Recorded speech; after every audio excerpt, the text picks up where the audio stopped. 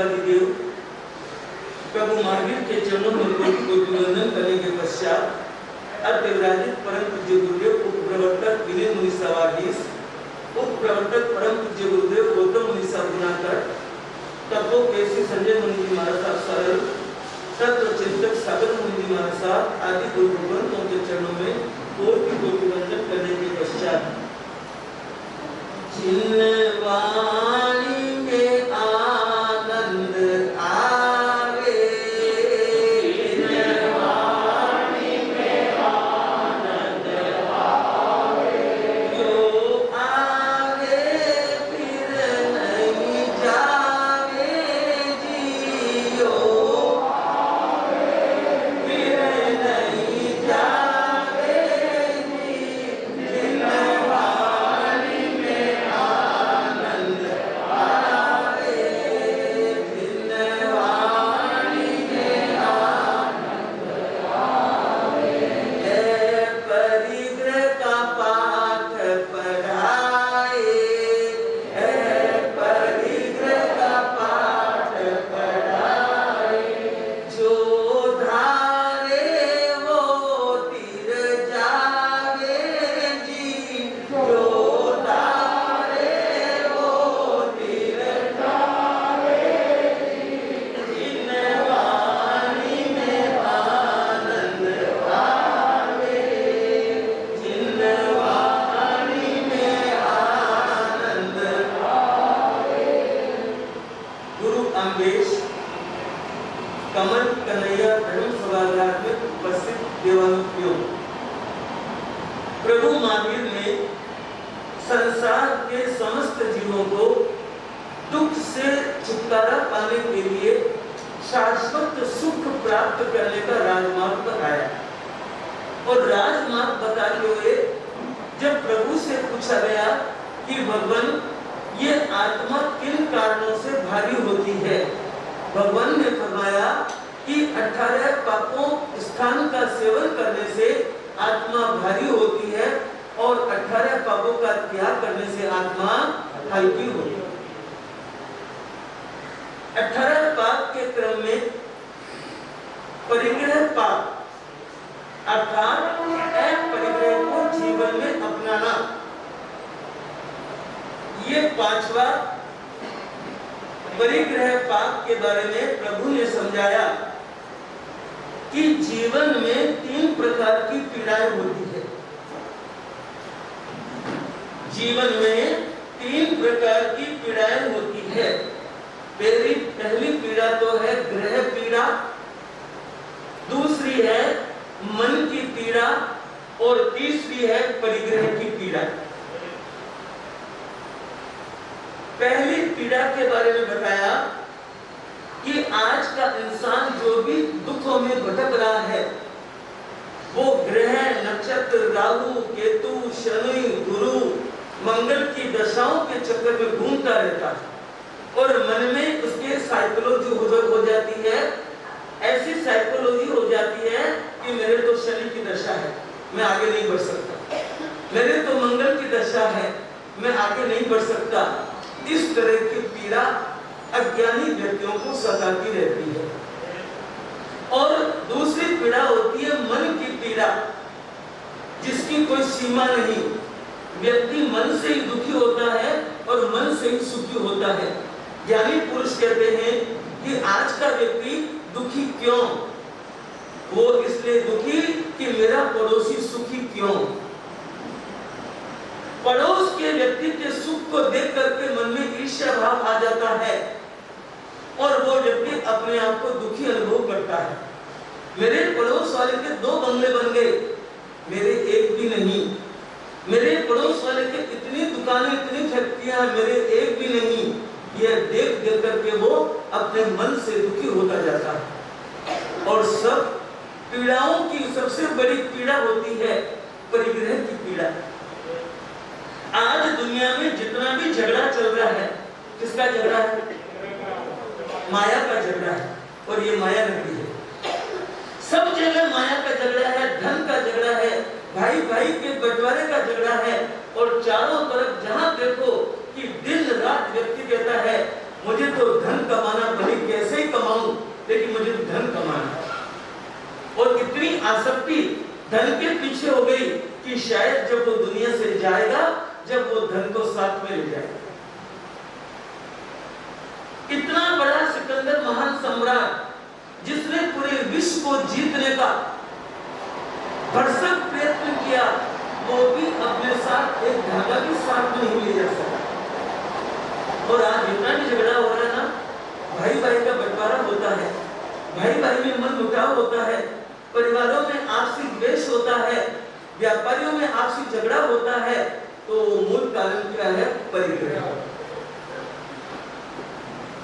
और मैं पूछूं कि परिग्रह जो जो बढ़ता है क्यों तो शांति बढ़ती है, अशांति बढ़ती है? फिर भी व्यक्ति किसके पीछे पड़ा है? अरे जिनके पास परिग्रह है उसको अपने शरीर का भी खतरा है। अगर वह ज्यादा गोल्ड पहन के जाए तो उनके जीवन को भी क्या है? खतरा है। और यदि किसी घर में धन ज्यादा है तो मर्डर करने वाले भी नजर लगा के घूमते हैं कि घर वालों का मर्डर करके और उसका खजाना कैसे लूटना है। ये सारा झगड़ा परिग्रह का है, पैसे का है। कोई पूछता है कि आप कैसे हैं जब तक आपकी जेब में पैसे हैं। वही जब तक पूछता है और पैसा नहीं होता है। और आजकल कीमत किसकी है? पैसे। पैसे वाले व्यक्ति की थोड़ी सी चोट भी लग जाए तो 50 लोग साटा पूछने चले जाते हैं। और गरीब व्यक्ति के बहुत बड़ा एक्सीडेंट भी हो जाता है तो पूछने वाला नहीं। इससे ये मालूम पड़ता है कि हमारा अटैचमेंट, हमारा लगाव, हमारी पकड़ किससे है? धन से है। जो यही रहने वाला है, जो नाश होने वाला है, उसके साथ में हमारी पकड़ है। इसलिए ज्ञानी पुरुष कहते हैं कि संतोष धन को धारण करो और भगवान से ये प्रार्थना करो कि साईं इतना दीजिए, साईं इतना दीजिए, जाने कुटुंब समाए, मैं भी भूखा न रहूं और साधु भी भूखा न जाए। अगर हमारे घर में प्रभु की सी कृपा हो कि कोई भी आया हुआ काम अटके नहीं, कोई काम रुके नहीं और हमारी इज्जत और इमेज बनी रहे, हमारा काम चल जाए, अगर इतना संतोष आदमी कर लेता है तो वो परम सुख को प्राप्त कर सकता है। लेकिन कितने बड़े 6 खंड के चक्रवर्ती हो गए, उनके मन में भी रहता है कि 7वां खंड और जीतूं। उनके मन में ये भावना बनी रहती है। इसलिए ज्ञानी पुरुष कहते हैं कभी भोगों से इस दिल को सब्र हरगिज नहीं आता, कभी भोगों से इस दिल को सब्र हरगिज नहीं आता, चाहे वो बादशाह क्यों नहीं सब्र हरगिज नहीं आता, चाहे तो महल रत्नों का सजियों से फूलों की मिले अक्षरा अजब सुंदर सब्र हरगिज नहीं आता, हो के चक्रवर्ती राजा रखा सिर ताज भारत का, चले हैं हुक्म लाखों पर सब्र हरगिज नहीं आता। अब सब्र कैसे आएगा? व्यक्ति ने इस पेट को पेटी मान लिया है जो कभी भरने वाली नहीं है। और ज्ञानी पुरुष तो यहां तक समझाते हैं कि 4 गतियों में जो जाने का स्टेशन है वो परिग्रह है और मोक्ष में जाने का जो स्टेशन है वो अपरिग्रह है। अब सोच लो, चिंतन मनन कर लो कि हमें चारों स्टेशनों पे परिभ्रमण करना है या हमें मोक्ष के स्थान पर पहुंचना है। ये आपके चिंतन का विषय है। इसलिए ज्ञानी को समझाते हैं कि परिग्रह तो 2 प्रकार का होता है, एक तो बाह्य परिग्रह और एक अभ्यंतर परिग्रह। और भगवान ने फरमाया कि बाह्य परिग्रह 9 प्रकार का होता है। खेत, वस्तु, हिरण, सुरण, धन, धान्य, दोपहर, चौपट और कुएं। अर्थात खेत मतलब खुली भूमि, खुले मैदान वाली जमीन। वर्तु मतलब ढके हुए मकान, बंगले आदि। और हिरण सुरन, जिसके अंदर चांदी, हिरण सुरन मतलब सोना। खेत, वस्तु, हिरण, सुरन, धन, धान्य। धन मतलब पैसा और धान्य का मतलब अनाज। दुपद चौपद, दुपद मतलब दो पांव वाले, दासी, नौकर। और चार पद में गाय, भैंस, जितने भी जानवर हैं, घोड़े आदि, वो चौपद में आते हैं। इसलिए ज्ञानी पुरुष समझाते हैं कि 9 प्रकार के परिग्रहों की भी क्या करें, मर्यादा करें। जो व्यक्ति परिग्रह की मर्यादा कर लेता है वो असीम शांति और संतोष को प्राप्त करता है। और 14 प्रकार के जो परिग्रह बताए हैं उसके अंदर प्रभु ने बताया हास्य, रति, अरिति, जुगुप्सा, क्रोध, मान, माया, लोभ, स्त्रीवेद, पुरुषवेद, नपुंसकवेद और मिथ्या। ये 14 प्रकार के अभ्यंतर परिग्रह हैं। दिखते तो नहीं है लेकिन मेरे मन में मान है, वो कैसा है, मेरे को गुस्सा गजब का आता है, समझ लेना। क्रोध, माया, मैं बहुत मायाचारी हूँ, मैं बहुत लोभी हूँ। और इस तरह से रति, अरिति की भावना होना, ये अभ्यंतर परिग्रह का परिणाम होता है। मुझे बताइए कि आज तक इतने बड़े बड़े सम्राट हुए और अनेक वर्तमान में भी संसारी लोग धनाढ्य हैं, अरबपति, खरबपति है। एक बार सेठ साहब सुबह शोक मुद्रा में बैठे हुए थे और एक भाई ने पूछ लिया, सेठ साहब आपके पास 7 पीढ़ी का पैसा है और आज सुस्त क्यों बैठे हो? सेठ कहा, भाई क्या करूं, तेरा कहना तो ठीक है, मेरे पास 7 पीढ़ी का पैसा तो है लेकिन 8वीं पीढ़ी का क्या होगा, इस बात का मुझे दुख हो। ठीक उसी तरह से एक लड़का अनाथ, जिसको एक सन्यासी मिलता है और कहता, भाई तू कौन है? तो महाराज मैं एक लावारिस लड़का हूँ, अनाथ हूँ, मेरे घर परिवार कुछ भी नहीं है, दिन भर घूमता हूँ, भीख मांग करके पेट भरता हूँ, आपकी कुछ कृपा हो जाए तो मेरा जीवन धन्य हो जाए।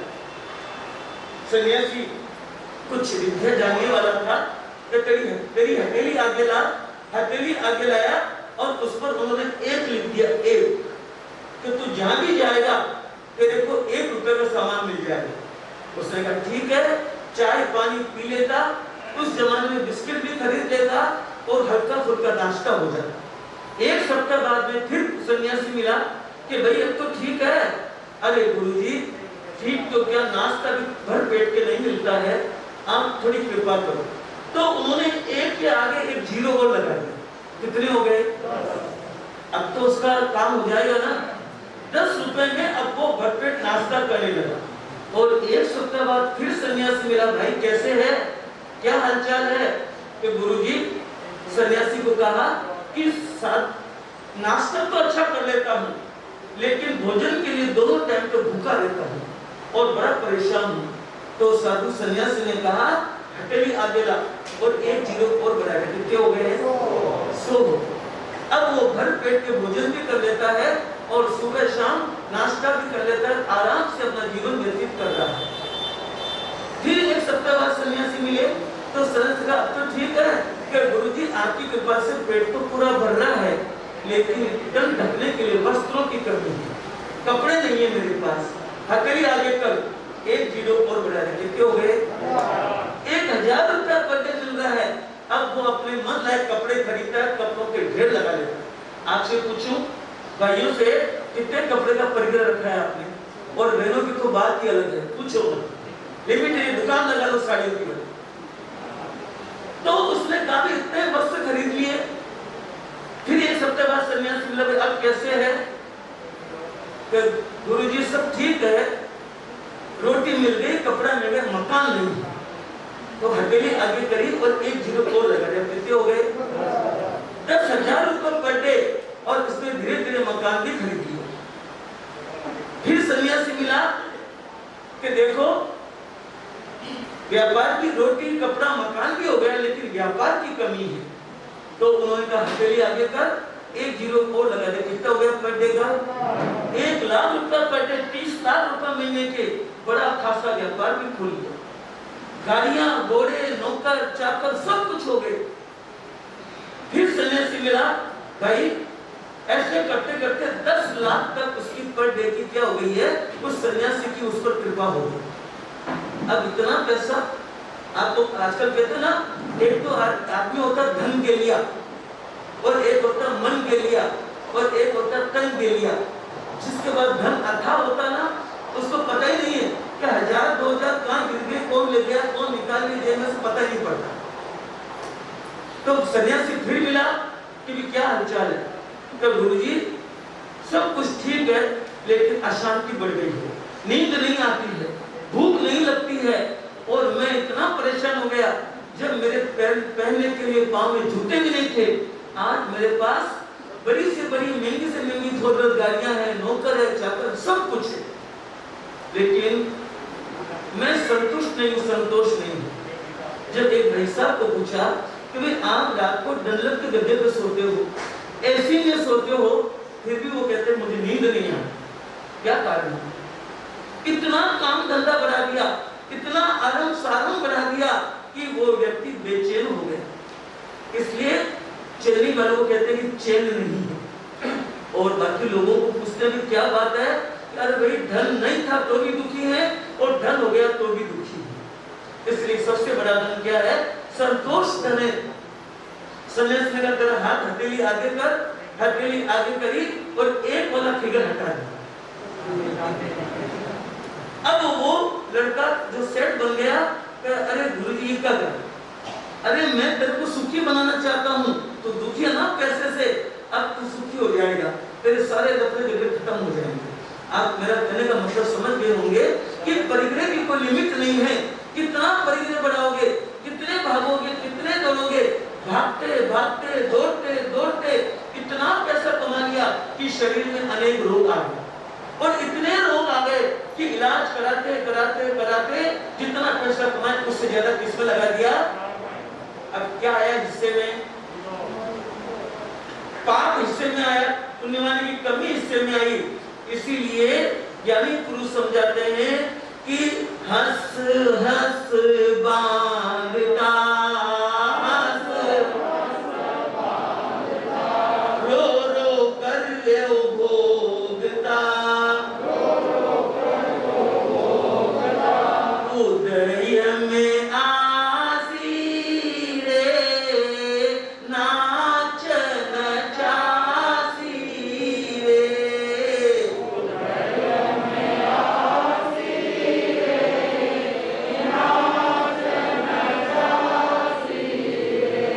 बांधने में सोयला,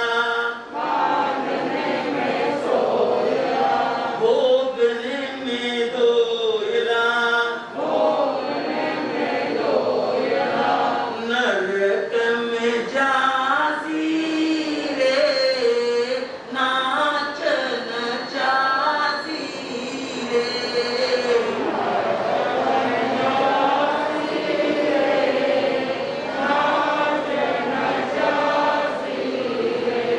समझ जाओ, कृष्णा को कंट्रोल कर लो। जिनवाने के माध्यम से हमें अपने आप को चातुर्मास के पावन बेला में ये समझना चाहिए कि हमें परिग्रह से संतोष करना है। असंतोष हमारे दुख को बढ़ाने वाला होगा, इसलिए समझ जाओ। जब शेर साहब मृत्यु से यहाँ पर पड़े हुए थे, अंतिम सांसें गिन रहे थे, और 4 बेटे, पूछा भाई बड़ा बेटा कहाँ है? अरे पापा जी ये खड़ा है ना बाजू में। दूसरा बेटा कहाँ है? आपके पाँव दबा रहा है। तीसरा बेटा कहाँ है? दवाई लेने गया है। चौथा बेटा क्या कहाँ है? कि इस रूम की सफाई कर रहा है। तो अरे भले आदमियों, दुकान कौन जाके खोलेगा? ये कौन कह रहे हैं? मृत्यु सैया पर पड़ा हुआ आदमी कह रहा है। तब बेटे ने कहा पिताजी आपकी अंतिम इच्छा क्या है? पिताजी बोले नहीं बोले उसके पहले पुत्र ने कहा कि आप ऐसा करो, आप तो राम नाम का नाम लो। अरे सुन सुन, रामलाल नाम का ग्वाला है, उससे पैसे लेने पर आज बात चल रही थी। पुत्र ने कहा पिताजी को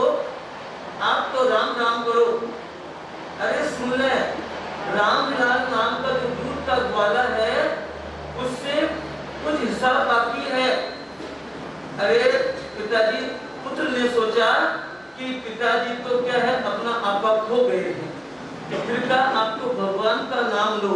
अरे भाई भगवान दास मुंशी है ना, उसको 1000 रुपये ज्यादा दे रखा, ध्यान रखना, जैसे कोई वो पैसा साथ में लेके जाने वाले हैं। ये स्थिति हमारी है और ये स्थिति रहेगी तो सोचिए कि हम लोग कैसे संतोष धन को प्राप्त कर सकते हैं। और कहते हैं ना कि गोधन गजधन रत्न धन कंचन खान सुखान, जब आवे संतोष धन सब धन धूल समान। लेकिन हम सब समझते हैं, लेकिन उसका पालन करने के लिए हमें चातुर्मास के माध्यम से संदेश दिया जा रहा है और गुरु भगवंतों के मुखारबिंद से जिनवाणी सुनने का जो अनुपम सुंदर मौका मिला है, उसको समझ करके क्रियान्वयन जब तक नहीं करेंगे तब तक हमारा जीवन सफल नहीं हो सकता है।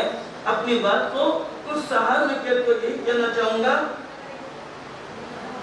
दुनिया तन में मुरझाई दिन रात धंधा में बोली दौड़ रही, दुनिया तन में मुरझाई दिन रात धंधा में बोली दौड़ रही, भूख प्यास भी सहन करे रे ठंड सुबह नहीं खाए, भूख प्यास भी सहन करे रे ठंड सुबह नहीं खाए, अरे थर थर तुझे कोमल काया,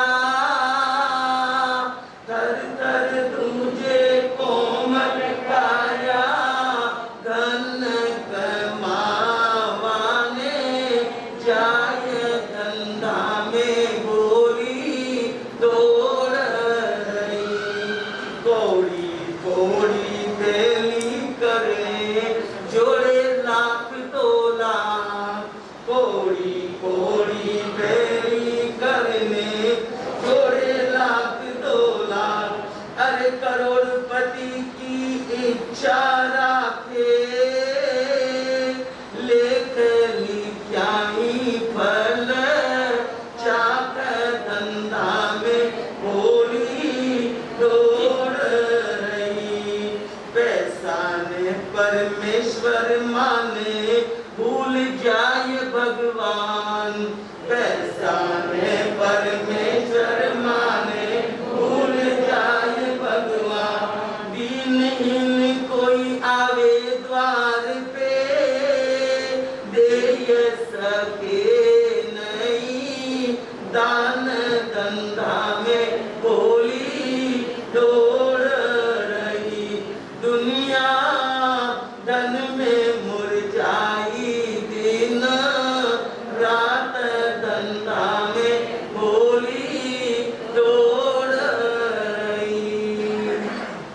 शरीर कितना भी क्रश हो जाए, लेकिन जहाँ 2 पैसे कमाने की बात आती है उस समय हम बिल्कुल रेडी हो जाते हैं और सबसे पहले छोड़ते तो कौन सा काम छोड़ते हैं? धर्म का काम छोड़ते हैं। थोड़ा सा सिर दुखड़ा हेडक हो गया है तो क्या करेंगे? आज समय नहीं करेंगे। थोड़ा सा बुखार आ गया है, आज स्थानक में नहीं जाएंगे। और यदि कह दे कोई ग्राहक आया है होलसेल का माल खरीदने वाला, तो आप तुरंत चले जाते हैं। इससे मालूम पड़ता है कि हमारी आसक्ति, हमारा अटैचमेंट धन से है, धर्म से नहीं है। इसीलिए ज्ञानी पुरुष समझाते हैं कि the love of wealth, the love of wealth makes the man bitter, and the love of God the man makes better. जो व्यक्ति धन से दोस्ती रखता है, जो धन को प्यार करता है, वो कठोर स्वभाव वाला होता है, क्योंकि उसको तो पैसे क्या है? भगवान है। कुछ भी हो जाए, कोई भी पाप क्रिया करनी पड़ जाए, लेकिन मुझे तो क्या करना है? पैसा कमाना है। तो कहने का मतलब यह है कि हम हमारे जीवन में, और जो ईश्वर से प्यार करता है उसके मन में सरलता, कोमलता, दयालुता, सहिष्णुता और एक दूसरे के प्रति सहयोग की भावना होती है। इसलिए भगवान फरमा रहे हैं कि 18 पापों का जो त्याग करता है, विशेषकर जो परिग्रह का त्याग करता है, अनेक दुखों की जननी ये परिग्रह है। जो व्यक्ति परिग्रह का त्याग करता है, अपरिग्रह की मर्यादा करता है, परिग्रह का पालन करता है, भाई भाई के झगड़े नहीं होंगे, परिवार के झगड़े नहीं होंगे, समाज के झगड़े नहीं होंगे, देश के झगड़े नहीं होंगे और बंटवारे के झगड़े नहीं होंगे और सभी के जीवों में प्रेम की ज्योति जलने लगेगी। एक दूसरे के साथ में आत्मीयता का भाव बनेगा। जो भी भव्य प्राणी परिग्रह के नियम का पालन करेंगे और परिग्रह का त्याग करेंगे, उनका जीवन यहाँ वहाँ सर्वत्र आनंदमय होगा। अनंत ज्ञान के दिवाकर, करुणा के सागर, चरम तीर्थे शासनपति श्रमण भगवान महावीर स्वामी को एवं उपकारी गुरु भक्तों के चरण कमलों में हृदय की अनंत आस्थाओं के साथ कोटिशः वंदना अर्ज करने के पश्चात गुरु अमलेश कमल कन्हैया धर्म सभागार में उपस्थित समस्त धर्म प्रेमी सूर्य श्रोताओं, सुशील माताओं एवं बहनों, अभी आपके सामने श्रद्धेय गुरुदेव मेवाड़ गौरव सौभाग्य मुनि जी महाराज साहब के द्वारा परमात्मा महावीर के चरणों में अपनी भावपूर्वक वंदना पेश करते हुए एक एक चरण में, एक एक पंक्ति में अपनी सुंदर भावनाओं का परिचय देते हुए हम कैसे परमात्मा के चरणों में समर्पित हो सकते हैं और इस मिले हुए अवसर का, इस मिले हुए समय का कैसे लाभ उठाकर हम अपने भावी जीवन को सुंदर और सुखद बना सकते हैं, इसके लिए देव गुरु के चरणों में उपस्थित होकर अपने आप को परमात्मा के संदेशों से जोड़कर जितना जितना हम अपना जीवन सद्गुणों से सजाएंगे, धर्म से जो दाना था उसने कहा कि देखो भाई, ये नगर पास में आ गया है और यहाँ पर विश्राम लेना अपने लिए बहुत कष्टदायी हो सकता है, दुख का कारण हो सकता है, इसलिए कहीं एकांत में जाकर के अपने को निवास करना चाहिए। दिन में अपन आकर के सफरा नदी के किनारे बैठ करके आनंद लेंगे, परंतु रात्रि निवास यहाँ पर करना खतरे से। बुद्ध नाटी, इसके अंदर कोई अकल नहीं है, इसका कहना हम नहीं मानेंगे, हम तो यहीं पर सफरा नदी के किनारे पर इतना सुंदर वृक्ष आया हुआ है, इसे छोड़ करके अन्यत्र कहाँ जाएंगे। जब वृद्ध ने देखा कोई भी युवा हंस मेरी बात को मानने के लिए तैयार नहीं है, तो मैं इनको छोड़ करके अकेला कहाँ जाऊंगा, मुझे भी इनके साथ ही रहना है। वास्तव में जो वृद्ध होते हैं, जो समझदार होते हैं, कई बार अपने परिवार के युवा लोग, अपने परिवार के पुत्र और जाने वाला नहीं, रात्रि निवास उसी पेड़ पर, उसी वृक्ष पर वे सोहंस कर लेते हैं। और इधर एक शिकारी अपना जाल लेकर के वहां पहुंचता है और उसने देखा कि 100 हंस यहाँ पर बैठे हुए हैं, इन 100 ही हंसों को अपने जाल में फंसा करके मुझे इनको अपने वश में कर लेना है। और ऐसा सोच करके सायंकाल उसने वहां जाकर के एक जाल बिछा दिया और उस जाल के साथ ही 100 ही हंस उस जाल के अंदर फंस जाते हैं। ऐसी स्थिति में सारे हंस बड़े चिंतित हो जाते हैं, हमने इसका कहना नहीं माना, अपने वृद्ध का कहना नहीं माना, दाना व्यक्ति का कहना नहीं माना, इसलिए यह आफत अपने ऊपर आई है। तब सारे नवयुवक हंस मिलकर के और उस वृद्ध हंस के पास अपनी बात निवेदन करते हैं कि हम आफत में तो फंस गए, आपका कहना मानते तो आज ये आफत नहीं आती, लेकिन हमने आपका कहना नहीं माना, आज ये बहुत बड़ी कठिनाई हमारे सामने आई है। अब ये बताओ कि इस कठिनाई से हम कैसे उबर सकते हैं, इस कठिनाई में हम कैसे बच सकते हैं। तो वृद्ध ने उनसे नाराजगी व्यक्त नहीं की, सोचा अभी ना समझ है, अभी युवा है, अभी इनके अंदर जोश है, कोई बात नहीं, मेरी बात नहीं मानी तो लेकिन मुझे इनके बचने का उपाय बताना चाहिए। ऐसा सोचकर वो वृद्ध उन हंसों से कहता है, वृद्ध कहे बचने की युक्ति कहूँ ध्यान में बीजो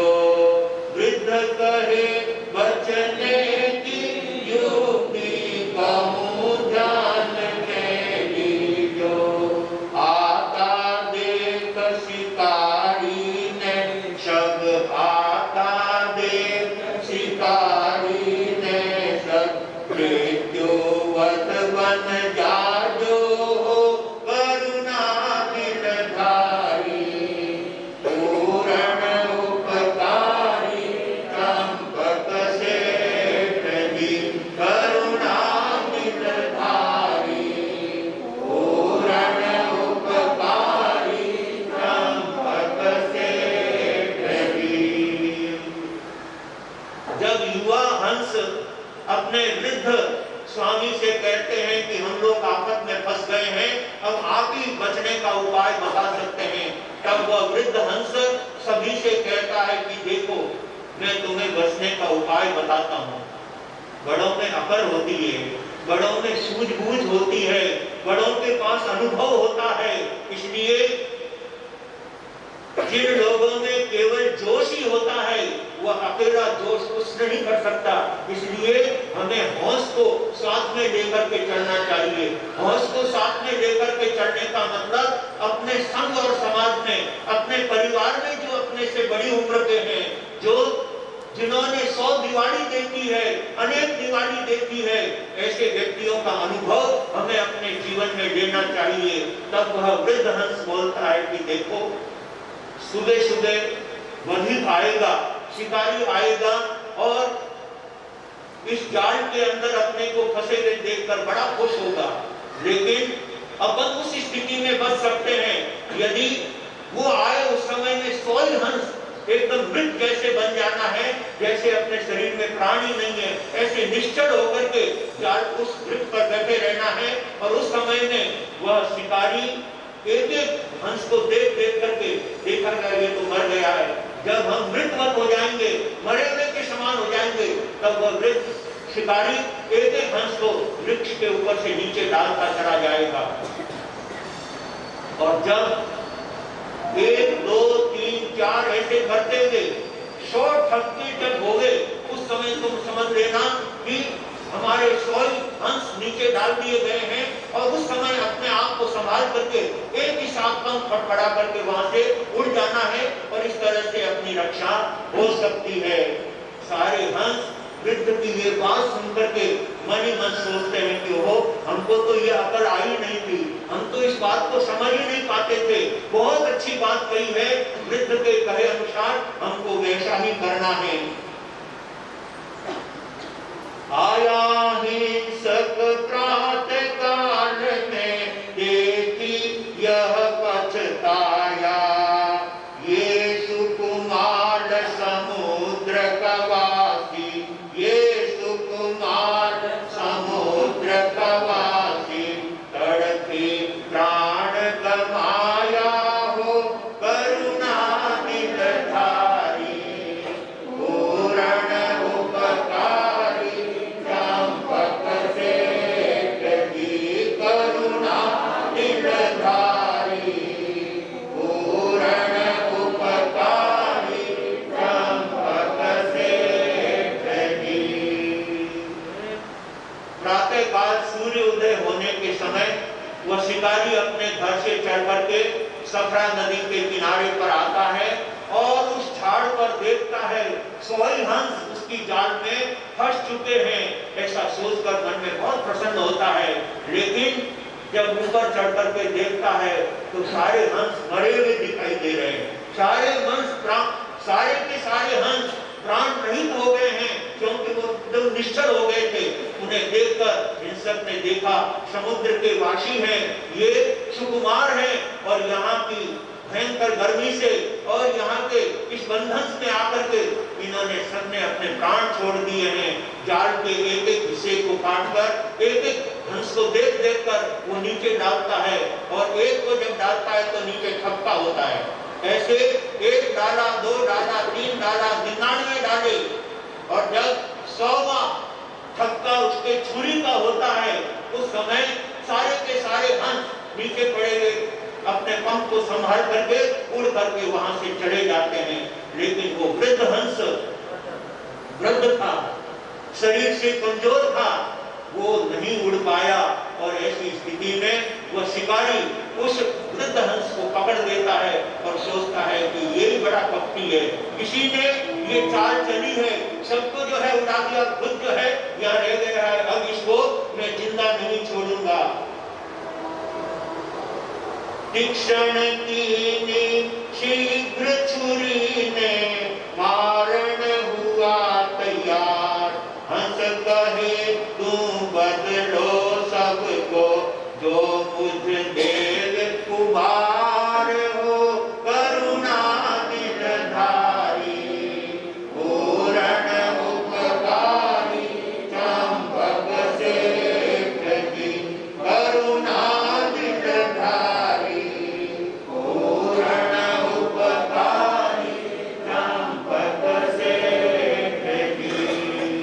भाग्यशालियों, उस वृद्ध हंस को वह शिकारी पकड़ लेता है और बाकी हंस तो अपने प्राण बचा करके वहां से उड़ जाते हैं।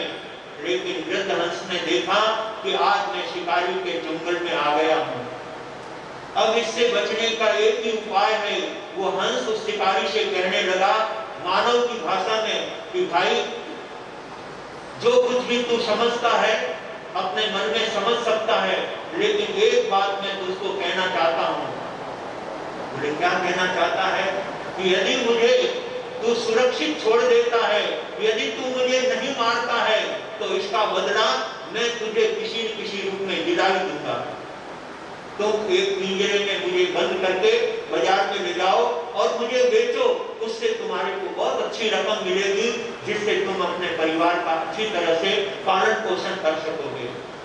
शिकारी ने उसकी बात को स्वीकार कर लिया और उसे पिंजरे में लेकर 3 दिन तक उज्जैनी के बाजार में जाकर के उसे बेचने की कोशिश करता है, लेकिन कोई उस हंस को खरीदता नहीं है।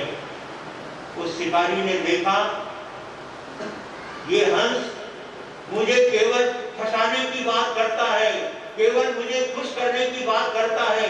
3 दिन हो गए मैं अपने गांठ का खा रहा हूं और इससे मुझे अभी तक कोई लाभ नहीं मिला, अब तो इसे मार करके ही रहूंगा।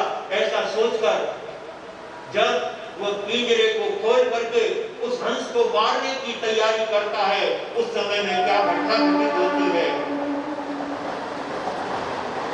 मारी चीरू हंस ने ऐसी चंपक सुन के आया, लिया पिंजरा छीन हाथ से उसको खूब दबाया।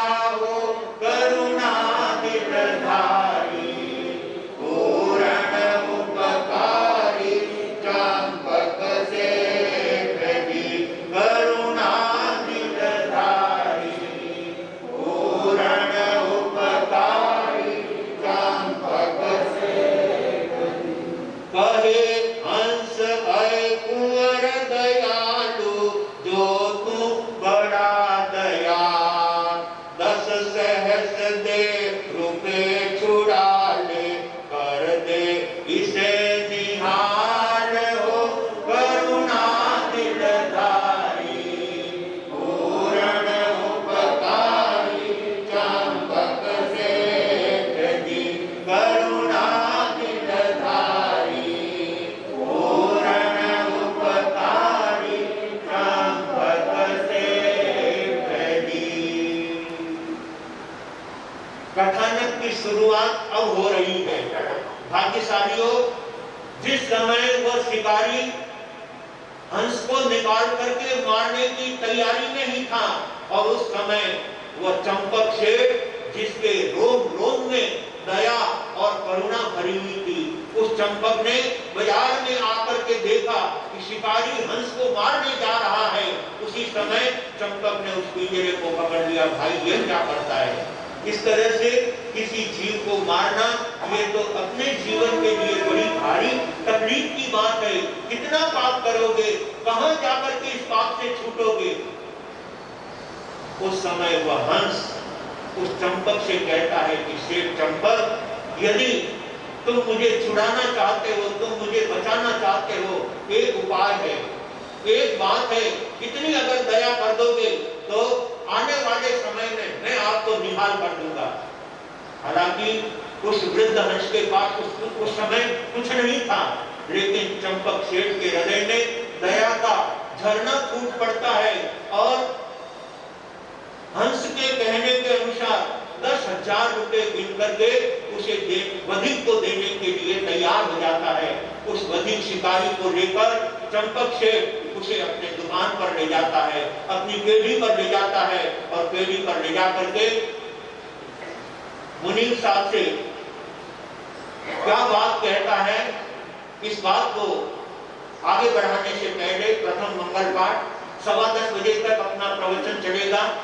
प्रीति जी बोहरा, मूलतल मैनार, छगनलाल जी, प्रीति जी बोहरा, उनके 11 उपवास की पछतावनी है और तपस्या जहां संघ में चलती हो तो वो संघ अपने आप में अद्भुत गौरव का अनुभव करता है। और ऐसे तपस्वियों का तप अनुमोदन करने में भी हमें भावनाओं से उनके तपस्या के अनुमोदन की कुछ पंक्तियां देकर मैं 11 उपवास के पचखान में जाना चाहूंगा। आइए। तपस्या जीवन रोशनकार सारा ज्ञानी के वे, तपस्या जीवन रोशनकार सारा ज्ञानी के वे, तब में भारी चमत्कार सारा ज्ञानी के वे, तब में भारी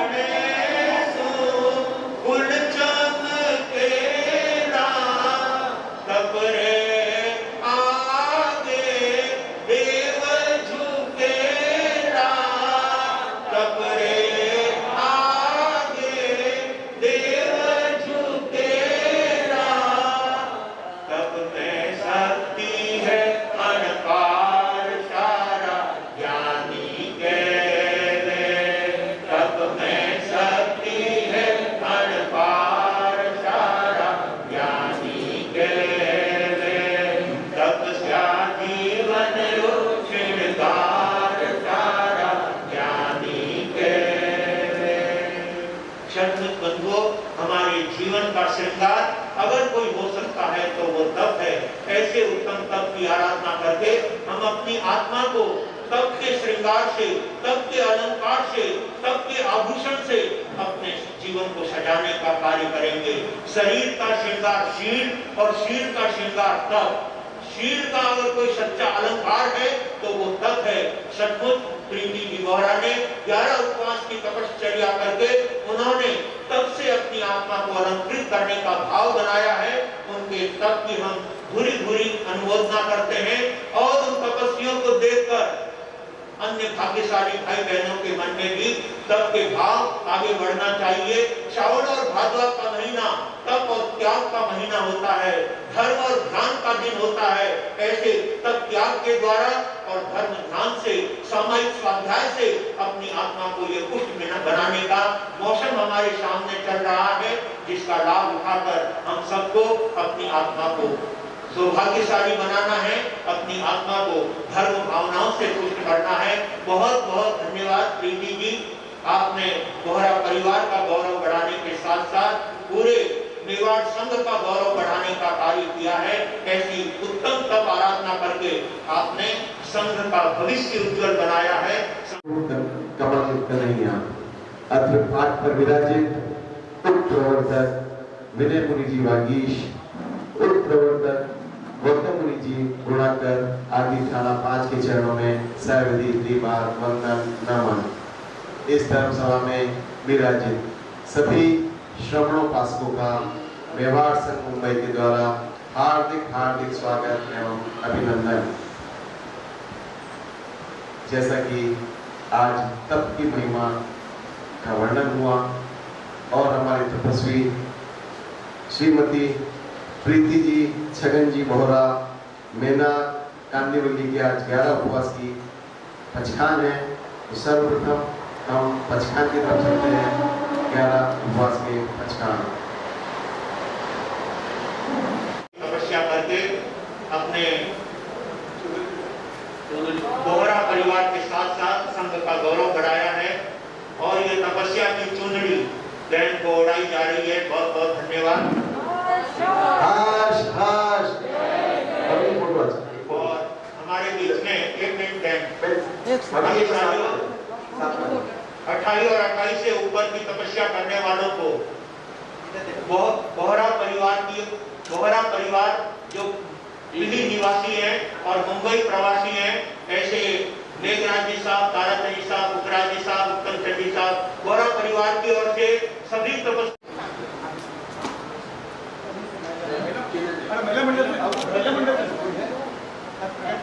तपस्वी की जय जयकार, जय जयकार, की जयगा तपस्वी हमारे तपस्वी।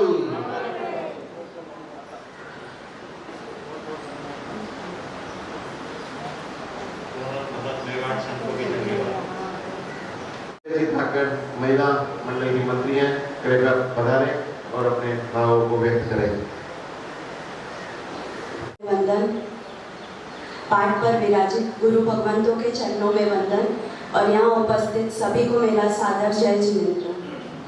आज का यह पावन अवसर हम सभी के लिए अत्यंत सौभाग्य का विषय है।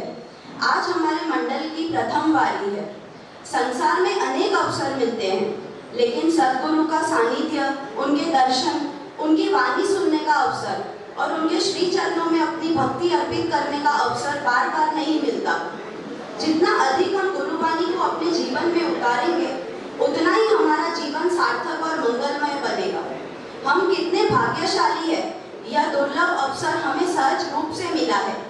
इन 4 महीनों को केवल कैलेंडर के 4 महीने न बनने दें, बल्कि अपने जीवन में एक सकारात्मक परिवर्तन लाने का माध्यम बनाएं। इन्हीं पावन भावों को व्यक्त करते हुए एक छोटा सा गीत प्रस्तुत करने जा रही हूँ। आषाढ़ी 14 लाया चातुर्मासन मूल, जिनवानी श्रवण कर मन की गाठे खोल। आषाढ़ी 14 लाया चातुर्मासन मूल, जिनवानी श्रवण कर मन की गाठे खोल।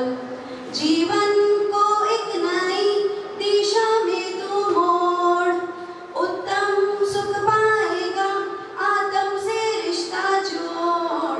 आषाढ़ी 14 लाया चातुर्मासन मूल, जिनवानी श्रवण कर मन की गाठे खोल। ला ला ला ला ला। नमो अरिहंतानं सिद्धानं आयर्यानं उवज्जायानं, बोलो सभी लोय सब साहुनं। नमो अरिहंतानं सिद्धानं आयर्यानं उवज्जायानं, बोलो सभी लोय सब साहुनं। मंत्रों का ये राजा, इसको तू मन में बसा जा, फिर देख सारी ही दुविधाएं होंगी दूर। तरम गुरु की शरण में आ, 4 मास अनमोल, उत्तम सुख पाएगा आत्म से रिश्ता जोड़। आषाढ़ी 14 लाया चातुर्मास अनमोल, जिनवानी श्रवण कर मन की गाठे खोल। जय जिनेंद्र, जय महावीर। अत्र विराजित गुरु और भगवंत के चरणों में वंदन। तपस्या का रंग छाया, ये रंग सुहाना है। तपस्या का रंग छाया, ये रंग सुहाना है। कर्मों की निर्जरा से भवबंध मिटाना है। उत्सव है तपस्या का, खुशियों के दीप जले। भावों की रंगोली से घर की दहलीज सजे। शासन माँ के स्वागत में हमें शीश झुकाना है। तपस्या का रंग छाया, ये रंग सुहाना है। तपस्वी के चेहरे का तेज मन लुभाता है। सूरज भी जा बदली में देख छिप जाता है। मुक्ति का पथ पावन, शिव सुख का खजाना है। मुक्ति का पथ पावन, शिव सुख का